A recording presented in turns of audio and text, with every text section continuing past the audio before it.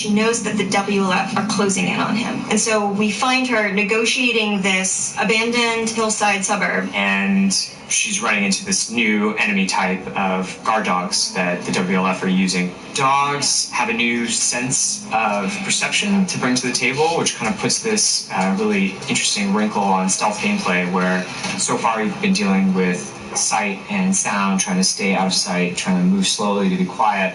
But now with enemy dogs, you have to worry about them picking up your scent trail. If you go into listen mode, you can see, we have a visualization of that scent, so you can see like when the dog is sniffing you and where it's going. You can throw bottles to distract the dog off of your scent, and it just adds this extra tension. The second part of the demo, even though you're fighting mostly human enemies, we're introducing one of our new infected classes, the Shambler. And the Shambler is kind of a lumbering, tankier enemy that can take a lot of punishment. They'll kind of chase you down and try to get towards you and then burst and leave behind one of these lingering, corrosive clouds. In the demo, we have this mini boss fight, and that class happens to be a stalker. It's a class between runners and clickers. It's a class that can hide and run away, and we wanted to do a lot more with them in this game. And because we have this evade mechanic, you can kind of go toe-to-toe with someone, and we can have these boss fights that we weren't able to have before. So you guys can go back and forth and exchange combos and evade each other and slam each other onto like desks, and you can now render all these physics objects, and it's all done in service of just grounding you more in this world, making you more immersed in this fight and feel like Ellie's barely surviving by the edge of her abilities.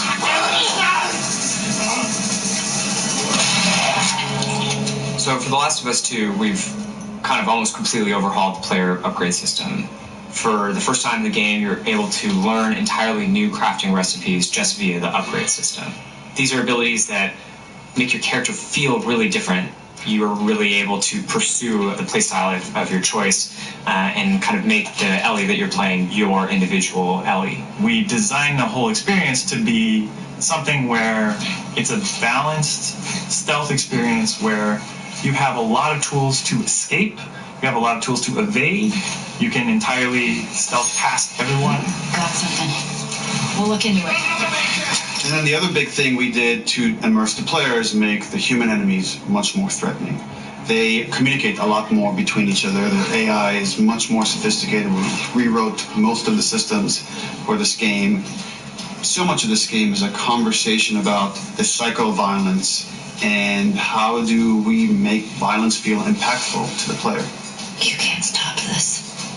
Enemies have names, so when you're going around and you shoot someone, you might hear someone yell their buddy's name, and they're now upset and agitated, and that changes their behavior.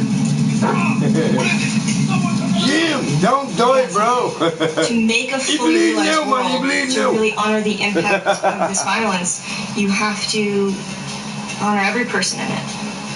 Nobody's a hero here.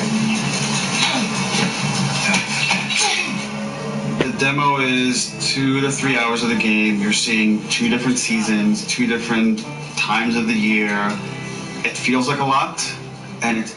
Yeah, look, I've been told, like, this is a big, big game, but yeah, I've only seen, like, maybe 1 or 2, like, parts of the map. I mean, this game better be fucking big as fuck, man. It better be big as fuck. First, 2020. I'll be very disappointed. I'll be very fucking goddamn disappointed. Is it okay, Jackie Legacy? No, I think it was that, was it Sarkasian? I think that's her name. I don't know, everyone's bitching at her for some reason. I don't know why. I don't know. My heart goes sha-la-la-la-la, sha-la-la in the morning. Yo, Pitcher, what's going on, bro? Good to see you, man. Good to see you again. Yeah, I'm all fucked up, man. I'm all fucked up. And plus my tongue is like killing me because of these fucking stupid cheap lighters. Oh.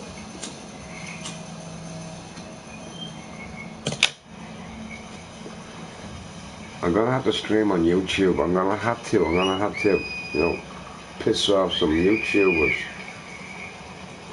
I mean, it's cool to piss off some, you know, some people on here, right? But it's more fun because you have a lot more people to piss off over on YouTube. But my phone is only on 45%. We're getting there, we're getting there, we're getting there.